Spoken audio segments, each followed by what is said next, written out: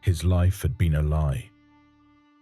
Any faint trace of doubt about this had vanished the moment he had placed his hooves where it all had begun. The B-17 junction of the drainage conduits beneath the Hive City Fool's Hope was exactly as he remembered it. The toxic sludge level was high enough to reach a man's chest, enough to turn the heaps of waste accumulated down there into small islands, and to fill all the space beneath the makeshift platforms of scrap built by the miserable souls confined there. With walkways made of scrap metal connecting its structures, and a thriving trade in illegal goods and garbage, the B-17 junction was large enough to be considered a city beneath the city. A city for the undesirables, the derelicts, the desperate, the criminals, and the mutants. A composite population that had come to call the B-17 junction by another name, the Drowned City. For many years, Zagran had called it by an even simpler name, home. Not the house where he was born, however. That honor belonged to another shack, not much cleaner than the piles of scrap metal in the Drowned City, in fact, and just as cut off from the precious light of the planet. Yet despite this, his previous home enjoyed the dubious status of officially belonging to the Hive City of Fool's Hope on the pacified imperial world of Magog. It was there that his mother had nearly bled to death giving birth to her deformed son, and even from there she had been cast out when her neighbors had taken their first look at the newborn Zagran. Had the terrified workers sharing the slums with his mother contacted the imperial authorities, it was very likely that Zagran's life would have ended that day. Cunning and superstition had, however, held them back. They had been cunning because there was no guarantee that the black armored RBTs would have simply killed the little monster without slaughtering his neighbors and setting their shacks ablaze to purify the entire area of any suspicion of contamination. They had been superstitious because the fear that Zagran's mutation could be contagious or bring a curse upon his killer had stopped them from murdering both the mother and her monstrous infant themselves. No, a much more pathetic, and in its own way primal scene had unfolded that day. Men and women dressed in rags throwing stones and garbage at a woman dressed the same as them, holding a blood-stained bundle in her arms, threatening them both with death and horrific vengeance if they dared to be seen in that sector again. Scapegoats. Zagran would never have known that term if it hadn't been for the voice. It was the voice that had whispered to him of such ancient practices when an individual would become the bearer of the sins of an entire community and be cast out so that those who remained could continue to consider themselves pure. Another lie. No one was ever truly pure. Nevertheless, Zagran had liked that name. He found it bitterly humorous. After all, he was really a goat, or at least his features vaguely resembled the creature humans called goat, which the voice had described to him. He too had hooves, horns, and horizontal pupils, but the voice had assured him that he was much, much more. Surely he was bigger than a goat. He had been bigger even then, when he had scurried behind his mother along the elevated streets of the Drowned City. Bigger than a goat, certainly, but still sadly small and vulnerable. Zagran had never fully understood his mother's feelings towards him. Once she had fled from their first home, it would have been easy for her to get rid of the little monster and start a new life in another sector of the Hive where his face was not yet known. Fool's Hope housed 5 billion inhabitants. No one would have noticed if one more had been added to the vast horde that crowded one of its many suffocating districts. Yet his mother had not done that. She had chosen the Drowned City over the relative stability of working in a macro factory on the upper level. She, a pure human, had chosen to live among the monsters. She had hated Zagran for that. As long as she lived, she had poured all her anger and frustration onto him, but she had also fed and protected him. Even Zagran didn't really know what to think of his mother. Perhaps what had bound them was the instinctive bond that unites members of the same herd. That was something Zagran could understand well. Over time, he too had formed a herd, and that herd was now marching to war with him. Before all of this, however, he had had to learn to defend himself. Any illusion of finding solidarity among the outcasts of the Drowned City had died quickly, replaced by a much bitterer truth. Even down there, among the abhumans and mutants, there were those who considered themselves more human than others, and they were willing to kill to claim this supposed superiority. Zagran had learned quickly that there were fights that couldn't be won with strength alone. and that survival through escape was more than an acceptable option, just as hiding was a valid choice, if it meant having the chance to leap at the throat of an unsuspecting enemy. Zagran let out an amused snort. His legs, covered in whitish fur and hooves, had instinctively carried him to an area of B-17 he knew very well. He had often used it to hide and set traps, which was the same thing he needed to do that day. Smelled something. A gas mask concealed Orax's bovine features, but Zagran sensed the questioning tone in his voice as he adjusted his fogged lenses to look at his herd leader, who had just halted their march. This spot's fine. He grunted, giving the order for his war herd to scatter and find a suitable position for the ambush. The voice murmured its distracted approval. Soon there would be fighting. There was dried blood on the metal sheets that formed a sort of narrow square around the quartet of stilts where Zagran's warriors had been lying in wait. Nothing strange in all this. Violence was an integral part of B-17's life. Rival gangs had fought over territory for years before the rise of the cult, and even after that, assassinations and orgies of violence had never ceased. Far from it. And then there were the inhabitants upstairs. The authorities of Fool's Hope were not unaware of the existence of the drowned city, but they had always classified it as a secondary problem to be solved as soon as there were sufficient resources in order to do so. For the most part, however, the governor seemed more than happy to turn a blind eye over the inhabitants of the sewer pipes, regarding them as an irritating but hard-to-fix evil, like a tick rooted too deep in the flesh. However, even this being the case, there were limits that should not be exceeded. In fact, there was no surer way to attract the fury of imperial justice than to break the illusion of the non-existence of the drowned city. Every trespass, every mutant sighting in Fool's Hope were invariably followed by retaliation. Our BTs dressed in black and equipped with riot shields and lethal firearms would descend into B-17, shooting and killing indiscriminately for hours before returning to the surface, like avenging ghosts. Although each raid was more brutal than the previous one, the trespassing on the Hive City had never stopped. After all, hunger is a ruthless killer that never leaves its victims any escape. While there was always the possibility that the solid bullets of a shotgun from the Imperial law enforcers would not hit you but the person next to you. Zagran knew it well. His mother died like this. Nothing to be surprised about after all. The sanctity of the human form was nothing more than another lie, with which the corpse throne poisoned its subjects. A bestial physique was instead far more agile. Zagran had become adept at hiding and escaping reprisals, and so he was therefore incredibly and unpleasantly surprised when the cult managed to find him. Yet without the cult, he would never have been able to free himself from the lies of the Imperium. Inferior, abject, repulsive, inhuman, monster, Beastman. That's what they called him. And that's how he ended up considering himself. Lies. Yes, the voice was right, and now he knew it too. An epiphany which, however, perhaps would not have arrived without the cult. The cult.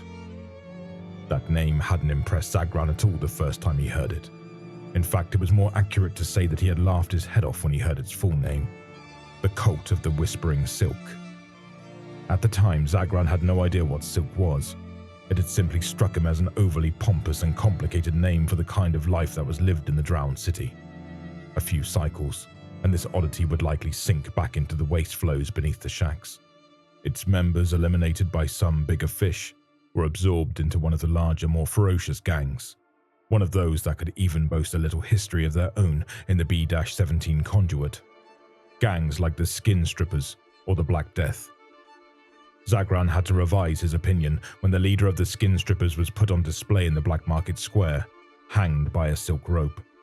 Apparently, despite their ridiculously elaborate name, the killers of the cult knew what they were doing, and would make themselves known for a long time to come as they climbed to power among the gangs of the drowned city. Even their appearance, so alien compared to the shacks and scrap piles, no longer provoked the laughter of the early days. After all, the members of the cult were able to eliminate in just a few cycles the most bloodthirsty tyrants of that ruthless place and their veteran assassins, so the trinkets and brightly colored clothes they wore ceased to be objects of mockery, and instead became symbols of admiration and awe. In the dark corners of B-17, it was whispered that the cult had connections and influence in the upper levels, and for a good reason. Their blades were far beyond the crude scrap metal painstakingly forged into knives and blunt weapons by the gangs of the Drowned City, not to mention their firearms. Somehow the cult had managed to outsmart the system of customs that B-17 had been built upon for generations. They regularly received supplies from above without provoking the wrath of the Arbites. There was little to be gained from opposing them, while all sorts of rewards awaited those who embraced their faith. Weapons, food, and even items that in living memory had never been seen in the Drowned City. The cult was changing everything. Even the smells of the Drowned City were no longer the same as before their arrival. And it was this, more than anything else, that had aroused Zagran's suspicions and mistrust. The scents hit his abhuman nostrils with greater intensity, and the sweet, rich, and suffocating fragrances of the assassins of the cult clashed with the stench of death and waste he had always lived with. They were wrong scents, ones that made Zagran's head ache, and that was enough for him to keep as far away from them as possible. Foolish. Zagran nodded again toward the voice. He couldn't disagree with it. Zagran would likely have continued to live as an outcast, believing he deserved nothing more, if the cult hadn't found him. At first he had tried to defend his den by fighting with an iron bar, claws and fangs.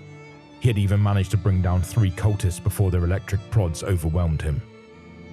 Zagran knew he was going to die. A man might hesitate to deliver the killing blow to one of his own kind, but that type of mercy wasn't meant for mutants like him.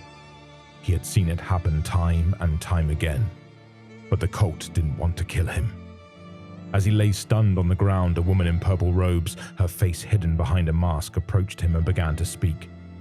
Zagran didn't understand most of the words she was saying, but he understood that her tone was gentle.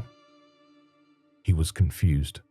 That was the kind of tone the weak of the Drowned City used towards the strong ones when they wanted their lives spared or when they were begging for favors or protection. And yet now it was being used for him, defeated and lying on the ground. It was strange, but not unpleasant. And the woman kept speaking to him with respect.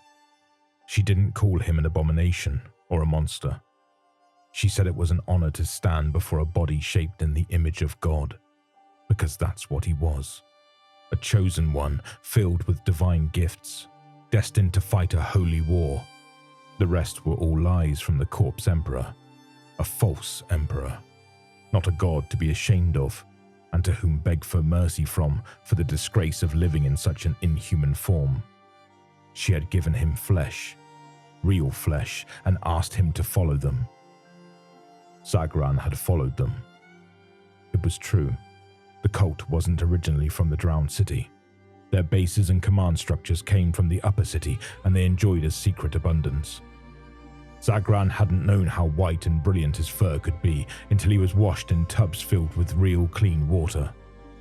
Zagran hadn't known how magnificent his body could look until it was made glossy with oils and perfumes, his horns adorned with precious trinkets.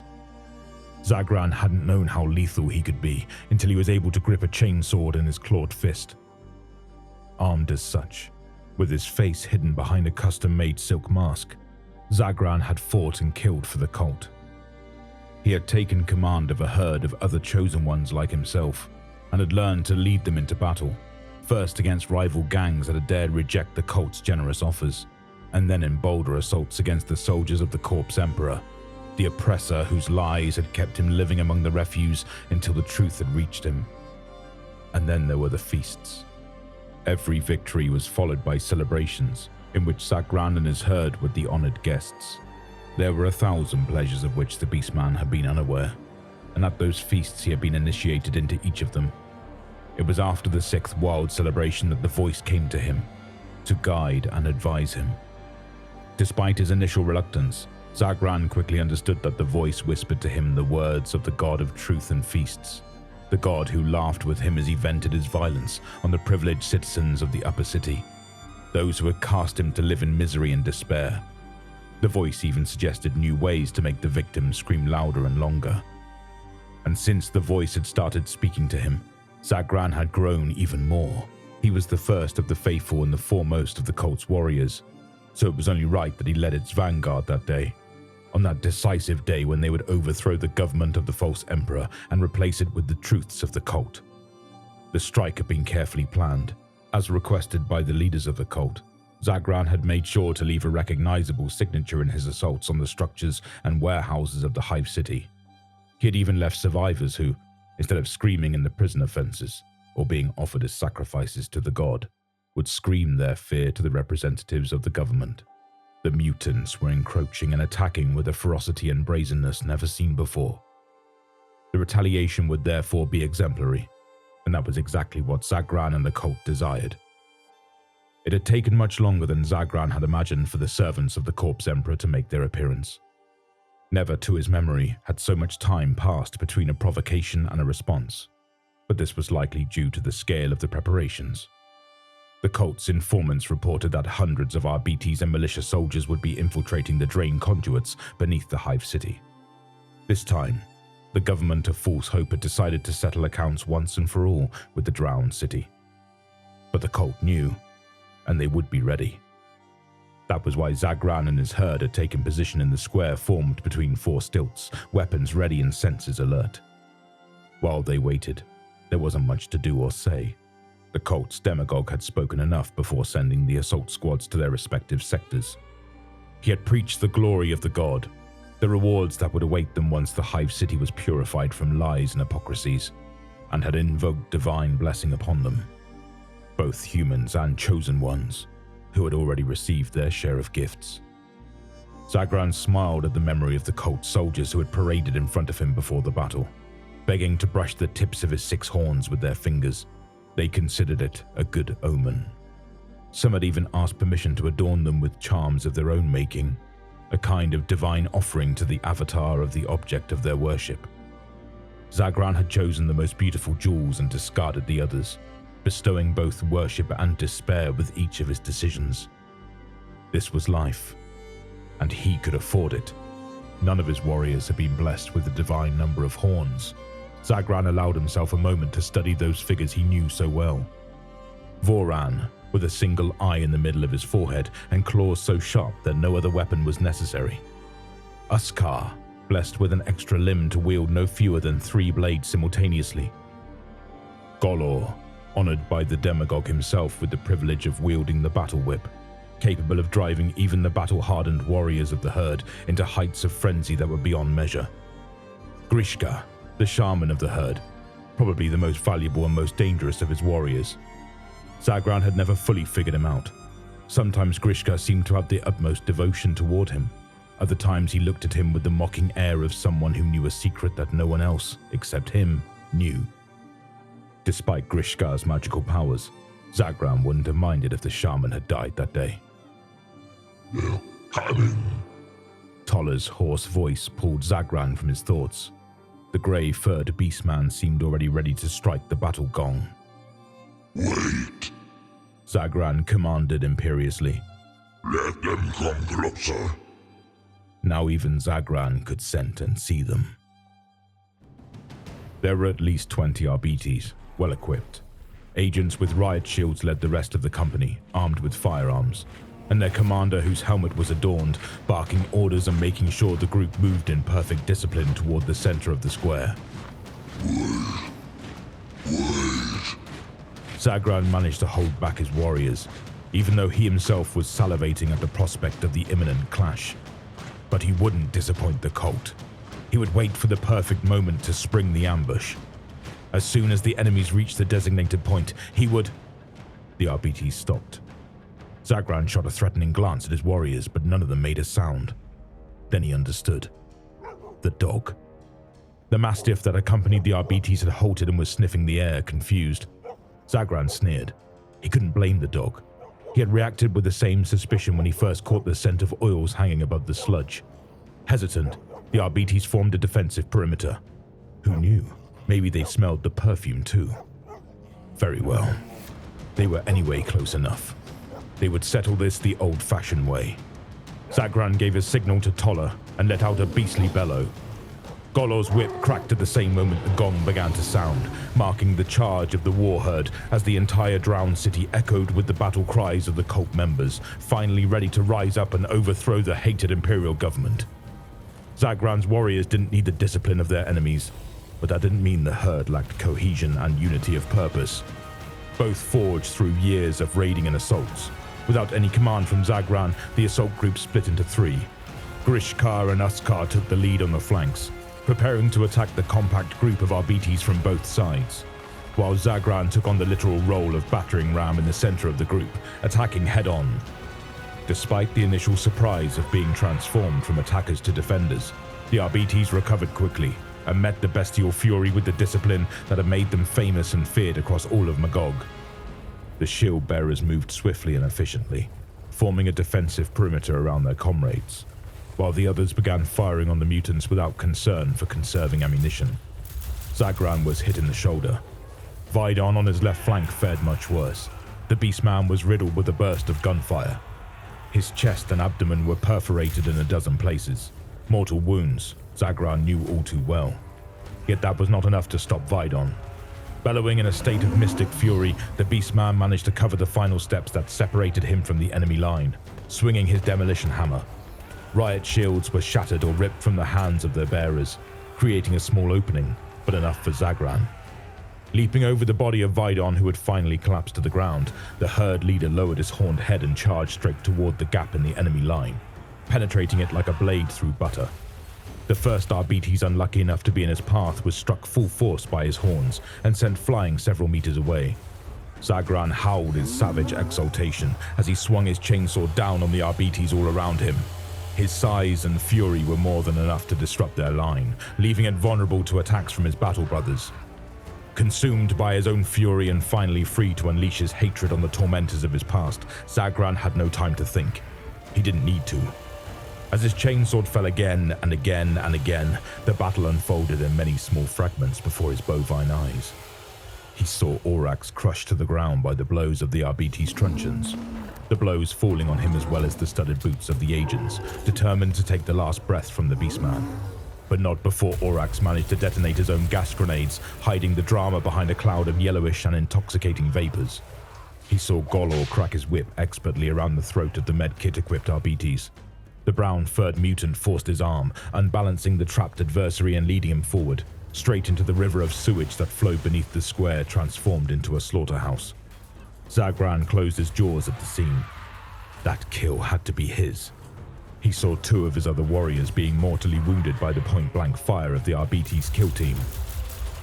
But not even in the face of death did the Divinity who had brought them out leave them alone. Bleeding and with their internal organs horribly exposed, the Beastmen continued to fight, tearing and maiming their opponents beyond measure before their strength finally gave out. Pain, slaughter, and victory. Your fallen are even more blessed now. The voice seemed to treasure and jealously guard each of the fragments of battle that Zagran had witnessed. Just ahead of Zagran's position, another Arbites fell, horribly consumed by voracious mutagenic energies. Grishkar and his warriors had finally joined the fight, closing what remained of the enemies in a ruthless meat-chopping pincer. Zagran was not a strategist, like some of the highest hierarchies of the cult, but he could instinctively understand that the battle was now firmly in the clutches of his warriors.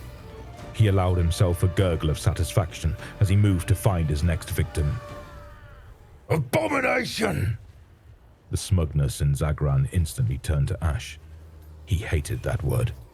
Hatred flashed through him again, piercing his limbs with thousands of invisible thorns. Hatred was followed by pain. A blow had hit him in the thigh. Limping, Zagran turned and his drooling muzzle was faced with the regulator of the Arbites, still brandishing a smoking pistol. Him. Kill him. Zagran didn't need the voice's prodding. He was already moving towards the officer, who now, without his helmet, was staring at him full of hatred and contempt. It was more than reciprocated. The herd leader had a good sense of smell and had learned to associate a special burning hatred for the mixture of odors that came from the regulator, the polishing oil for the black carapace, the peculiar essence released by their firearms, the lotion that the soldiers used inexplicably to systematically free the chin from their inconsistent hair. Zagran hated the jingle of their handcuffs, as well as the sound of their cadenced footsteps and the arrogant way in which they had made the metal walkways of the drowned city ring for years. And above all, even though so much time had passed, Zagran recognized and hated the face of the man who had shot his mother. The chainsword rose and fell to bisect the Arbites, separating it from the regulator. Zagran wasn't even looking at the unfortunate soldier who had come to the aid of his commander. His eyes, as black as the darkness that permeated the drowned city, did not leave those of his rival for an instant. Zagran charged, and the regulator, realizing that there would not be enough time to reload his pistol, got rid of the now useless weapon to extract his own power mace. The first exchange threw them both backwards. Zagran's brute strength matched by the force field surrounding the power weapon in the Arbites' hands.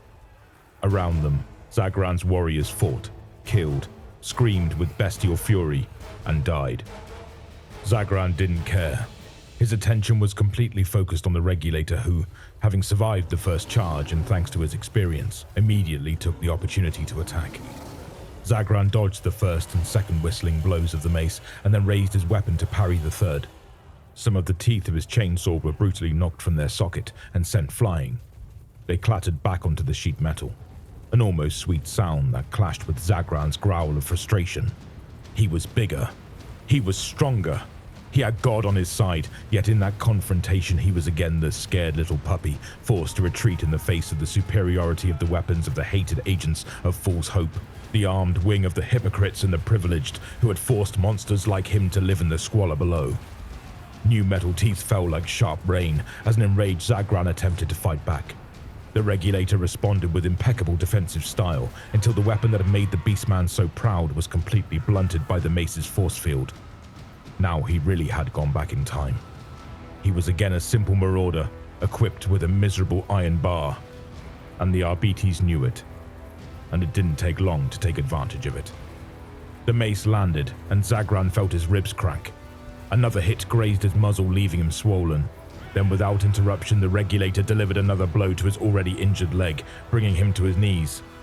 "For the Emperor!" Filled with contempt, the regulator moved in for the death blow. The Arbites launched a final rapid and powerful blow towards the Beastman's face, and Zagran could only react instinctively by raising his left limb in a futile yet desperate attempt to intercept the blow. To his surprise, the mace didn't turn his arm to pulp. The force field sizzled a step away from his muzzle, but the weapon had been firmly locked in the grip of a purple claw that had appeared where his hand had been just a second before. I thought you might like some help. And a blessing. Do you like it? The voice had returned. She had not abandoned him in his time of need. Now, finish it. Zagran didn't ask for anything better. He forced himself up with his new appendage, the gift granted by the god to his faithful servant, and grinned with devilish pleasure when he felt the shaft of the mace break in his new claw. Without stopping, and with new strength flowing into him, he started moving again, and this time he hit the mark. The claw grabbed the regulator's chest. Now it was the Arbites' ribs' turn to crack and shatter one by one. Zagran savored those sounds like sweet music, then very slowly drew him to his masked muzzle. Where is your corpse, Emperor, now? He blew hot breath directly into the pain-contorted regulator's face. After all, that fight had its positive side. It had reminded him of who he was. He had no need for chainswords or any other refined weapons stolen from the warehouses of the oppressors. The god was with him, and he was his chosen one. The cult was right. His entire life had been nothing but a lie. He was not an abomination. His body was perfect, forged and perfected by the god. And the puppet he held in his grip would die, savoring the perfection of his claws in his side and his fangs sunk into his face.